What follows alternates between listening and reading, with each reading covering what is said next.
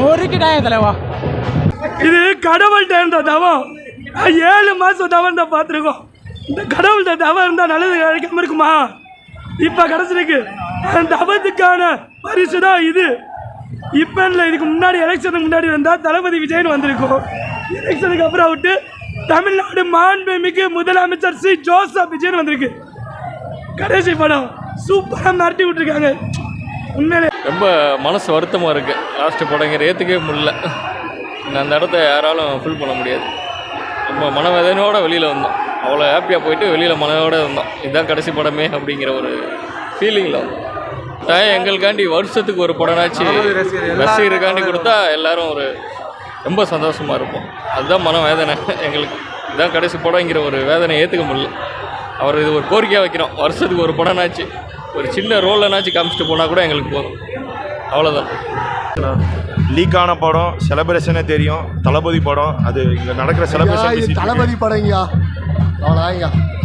அண்ணே ஜனநாயகன் திரைப்படம் வந்து இன்றைக்கி வந்து ஜூலை 23 ரிலீஸ் ஆகிருக்கு. அதில் ஒரு ஷோ முடிஞ்சிருக்கு.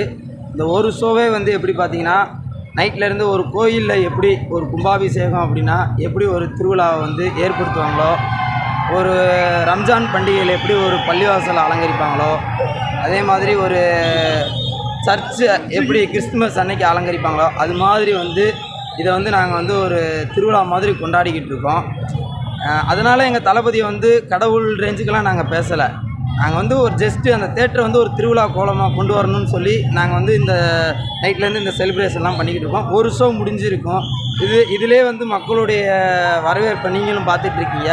ரெண்டாவது இதில் இன்னொன்று ஹைலைட் என்னன்னு சொல்லி கேட்டிங்கன்னா, 6 மாதத்துக்கு முன்னாடி இந்த படம் ரிலீஸ் ஆகிருக்கணும்னு நாங்கள் அன்னைக்கு இங்கே இடத்துல தளபதி விஜய் நடிக்கும் அப்படின்னு சொல்லி வந்திருக்கணும். அதில் ஆண்ட கட்சி எல்லாமே வந்து தளபதியோட நெருக்கடினால் இந்த படம் வெளியே வரல. தளபதிக்காக கொடுத்த நெருக்கடினால் இந்த படம் வெளியே வரல. ஆனால் இன்றைக்கி தமிழக முதலமைச்சராக இருந்து மாண்புமிகு தமிழக முதலமைச்சர் நடிக்கும் அப்படின்ற ஒரு டைட்டில் கார்டுக்காக தான் இவ்வளோ கூட்டம் இங்கே குமியுது. ஜனநாயக படம் ஆன்லைனில் எத்தனையோ தடவை வெளியே வந்துருச்சு அப்படின்னாங்க. ஆனால் எத்தனை முறை தளபதி படத்தை எடுத்து நீங்கள் வந்து இந்த மாதிரி ஒரு ஸ்கேம் பண்ணி வெளியே விட்டாலும் நாங்கள் தேட்டரில் தான் பார்ப்போம் அப்படின்னு சொல்லி தளபதியோட கோடான கோடி ரசிகர்கள்லாம் நிறையா பேர் இருக்காங்க. அந்த கோடான கோடி ரசிகர்கள் வந்து கண்டிப்பான முறையில் தேட்டரில் தான் பார்ப்பாங்க. குடும்பங்களும் தளபதியோட படத்தை தேட்டரில் தான் பார்ப்பாங்க. குடும்பங்கள் கொண்டாடும் வெற்றியாக வந்து அமைஞ்சிருக்குது. கண்டிப்பான முறையில் குடும்பமாக வந்து தளபதியோட படத்தை பார்ப்பாங்க. இதில் என்ன ஒரு எங்களுக்கு வருத்தம் அப்படின்னு சொல்லி கேட்டிங்கன்னா, லாஸ்ட்டு படம் அப்படின்றது எங்களுக்கு ரொம்ப ஒரு மனசு கஷ்டமாயிருச்சு. ஆனால் எங்கள் அண்ணே இன்னொரு சந்தோஷம், மக்களுக்காக அண்ணே வந்துட்டார், தமிழ்நாட்டை காப்பாற்றுறதுக்காக வந்துட்டார் அப்படின்றதுல ஒரு பக்கம் சந்தோஷமாக இருந்தாலும், கடைசி படம்னு அண்ணே சொன்னதே வந்து எங்களுக்கு ரொம்ப மன வருத்தமாக போச்சு. அதுலேயும் ஹச் வினோத் சார் வந்து அந்த கடைசி ஒரு 5 நிமிஷம் எல்லாத்தையுமே தேட்டருக்குள்ளே கொஞ்சம் அழுகவும் விட்டார். அதெல்லாம் பார்க்குறப்ப எங்களால் முடியலை. உள்ளே நாங்கள் நிறையா பேர் அழுதுட்டோம். ஒரு மாதிரி ஆயிடுச்சு. எங்கள் தளபதி எந்த லெவலுக்கு போனாலும் நாங்கள் அவர் கூட தான் இருப்போம். இப்போ இல்லை, எப்போவுமே எத்தனை ஜென்மம் எடுத்தாலும் நாங்கள் தளபதி கூட தான் நிற்போம். தளபதி கூட தான் இருப்போம். இது போக எங்களுடைய அரசியல் ஆசான் பொதுச் செயலாளர் சார் வந்து இந்த படத்தில் நடிச்சிருக்கிறது வந்து எங்களுக்கு மிக மிக சந்தோஷமாயிடுச்சு. எங்களுக்கே சஸ்பென்ஸாக இருந்துச்சு. நான் கண்டிப்பாக பொதுச் செயலாளர் பார்த்தோன்னா ஃபஸ்ட்டு அவருக்கு ஆல் தி பெஸ்ட் தான் சொல்லணும். அவர் ஃபஸ்ட்டு படம் எங்கள் தளபதியோட லாஸ்ட் படம் ஆயிடுச்சு.